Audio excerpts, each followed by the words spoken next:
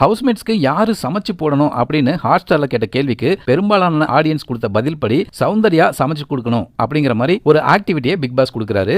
இன்னைக்கு மதிய சாப்பாடை யாரோட ஹெல்ப்பும் இல்லாம சௌந்தர்யா மட்டுமே சமைச்சு 12 பேருக்கும் கொடுக்கணும் அப்படிங்கிறது தான் அந்த ஆக்டிவிட்டி.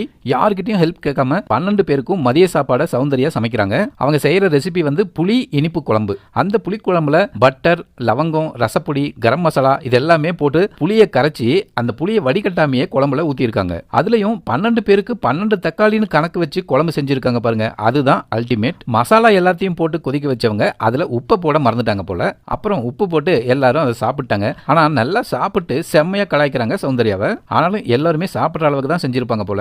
வீட்டில் இருக்கிறவங்க எவ்வளவு கலாய்ச்சாலும் அதெல்லாம் ஸ்போர்ட்டிவா எடுத்துக்கிறாங்க சௌந்தர்யா. இந்த வாரம் நடக்கிற ஃப்ரீஸ் டாஸ்க்ல ஃபர்ஸ்ட் டே தீபக், மஞ்சரி, ரயான் மற்றும் விஷால் இவங்க வீட்டில இருந்து வராங்க. மஞ்சரி மற்றும் தீபக்கோட பசங்க வரும்போது கண்டிப்பா நல்ல சென்டிமெண்டா இருக்கும். பசங்களை பார்த்ததுல தீபக்கும் மஞ்சரிக்கும் ரொம்ப ஆறுதலாகவும் இருக்கும். விஷால் வீட்டில இருந்து அவங்க அப்பா வருவாரா?